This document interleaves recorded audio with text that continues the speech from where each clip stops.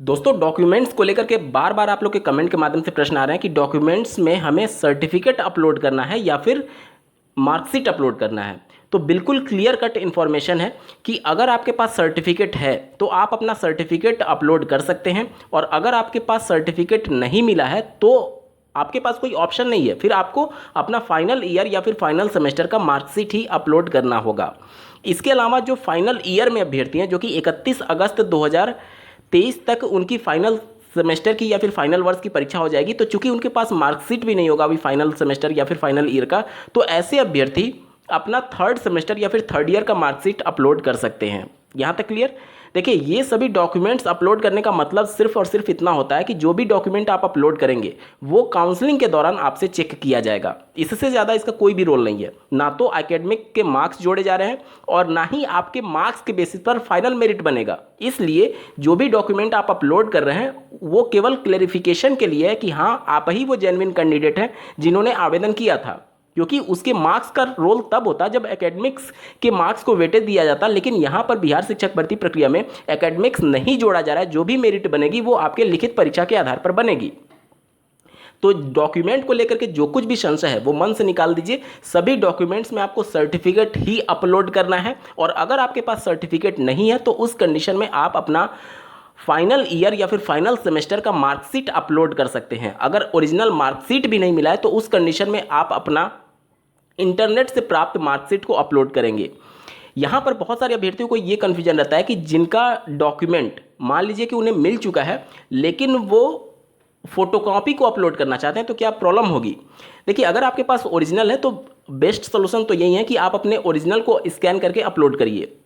अगर ओरिजिनल नहीं है तब आप फोटोकॉपी से काम चला सकते हैं। ऐसा नहीं है कि आपका रिजेक्ट हो जाएगा फोटोकॉपी वाला, लेकिन जब आपके पास अवेलेबल है तो कोशिश आपको यही करनी चाहिए कि आपके एंड से कोई भी गड़बड़ी ना हो, क्योंकि बिहार के 6वें चरण में छोटी से छोटी गलती के लिए फॉर्म को रिजेक्ट कर दिया गया था। चूंकि उस समय नियम अलग थे, उस समय ऑफलाइन मोड में सारी प्रक्रिया चल रही थी। इस बार पहली बार बिहार में शिक्षक भर्ती ऑनलाइन मोड में चल रही है, जो कि बीपीएससी आयोग कंडक्ट करा रहा है। तो बहुत कुछ चेंजेस देखने को मिलेंगे। तो आप अपनी तरफ से किसी भी प्रकार की गुंजाइश ना रखें, इसलिए जो आयोग कह रहा है उसी के अनुसार आपको चलना होगा। और आयोग खुद इतना कंफ्यूजन में है कि अभ्यर्थी के कई आवेदन आयोग की बेवकूफ़ियों की वजह से गलत हो रहे हैं।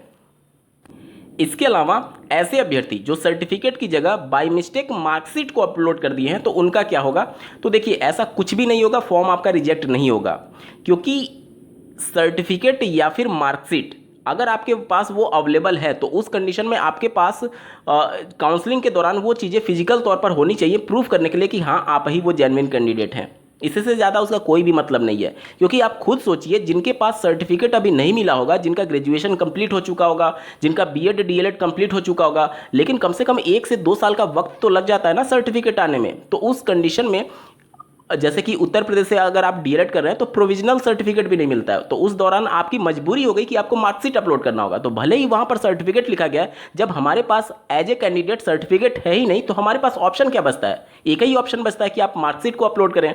बहुत सारे ये अभ्यर्थी कह रहे हैं कि जो डीएलएड का सेमेस्टर वाइज मार्कशीट मिलता है, क्या उन सभी को एक पेज पर स्कैन करके फिर उसको अपलोड करना है? देखिए, आप अपना फाइनल सेमेस्टर का जब मार्कशीट देखेंगे तो उस पर सभी सेमेस्टर के मार्क्स लिखे गए रहते हैं। तो अगर आप चाहें तो फाइनल सेमेस्टर का ही केवल अपलोड कर सकते हैं, या फिर अगर चारों का स्कैन करके अगर आप कर रहे हैं तो भी कोई प्रॉब्लम नहीं है, ठीक है।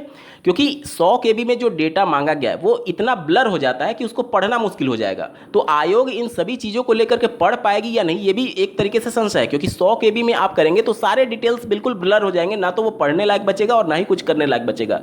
तो जो अपलोड करने के लिए बोला गया वो 100 केबी से कम मांगा गया है, जिसमें डॉक्यूमेंट्स पढ़ना ही बहुत बड़ी चुनौती होगी आयोग के लिए। इसके अलावा सीटेट के सर्टिफिकेट नंबर को लेकर के बहुत ज़्यादा कन्फ्यूजन है।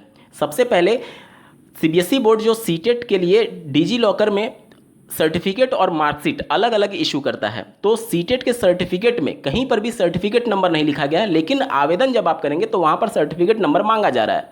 जैसा कि आपको ज्ञात होगा कि आपका जो मार्कशीट इशू किया जाता है उसके टॉप लेफ्ट कॉर्नर पर एक सीरियल नंबर लिखा रहता है सीटेट के मार्कशीट पर। ध्यान दीजिएगा, मैं मार्कशीट बोल रहा हूँ, सर्टिफिकेट नहीं बोल रहा हूँ। मार्कशीट पर आपका सीरियल नंबर लिखा गया रहता है।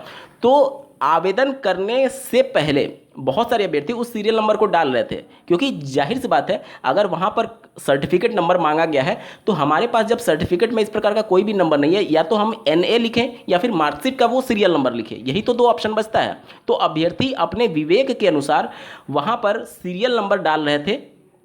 पहले भी वीडियो में मैंने जो पहला वाला वीडियो मैंने आप सभी को डेडिकेटेड बना के बताया था कि किस प्रकार से आवेदन करना है, मैंने भी सीरियल नंबर बताया था, क्योंकि आपके पास कोई चारा नहीं था, सर्टिफिकेट पर आपका कोई भी नंबर नहीं था।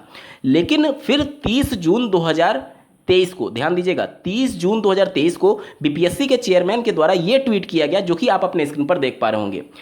यहाँ पर मैं बता दूं कि आप इनके प्रोफाइल पर जाएंगे तो अब ये ट्वीट नहीं मिलेगा, क्योंकि इनके द्वारा ये ट्वीट डिलीट कर दिया गया है। यहाँ पर इन्होंने क्या सूचना दी, आप देखिए, TRE के संबंध में इन्होंने क्लेरिफिकेशन दिया, you have not submit marksheet if you have certificate, यानी अगर आपके पास सर्टिफिकेट है तो फिर मार्कशीट अपलोड करने की जरूरत नहीं है, आपको सर्टिफिकेट ही अपलोड करना होगा।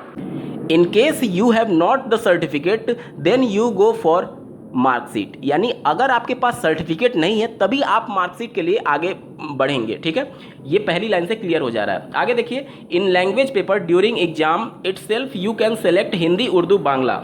और तीसरा पॉइंट देखिए, if there is no certificate number you may write NA, यानी कि इनके द्वारा पहली लाइन और तीसरे लाइन को ध्यान से पढ़िए। पहले लाइन में इन्होंने ये कहा कि अगर आपके पास सर्टिफिकेट है तो आपको सर्टिफिकेट ही अपलोड करना है। सीटेट का सर्टिफिकेट सबके पास डिजी लॉकर में है, तो उस कंडीशन में आप सर्टिफिकेट ही अपलोड करेंगे। और साथ में तीसरा लाइन पढ़िए, अगर आपके सर्टिफिकेट में कोई भी सर्टिफिकेट नंबर मेंशन नहीं किया गया तो आपको NA लिखना है, यानी कि सीटेट के भी संबंध में ये लागू होगा और आपको वहां पर NA लिखना है। तो आवेदन के बीच में ये बार बार ट्वीट करके इस प्रकार की जानकारियां दी जा रही है, और ये जानकारी अब डिलीट कर दी गई है इनके प्रोफाइल से।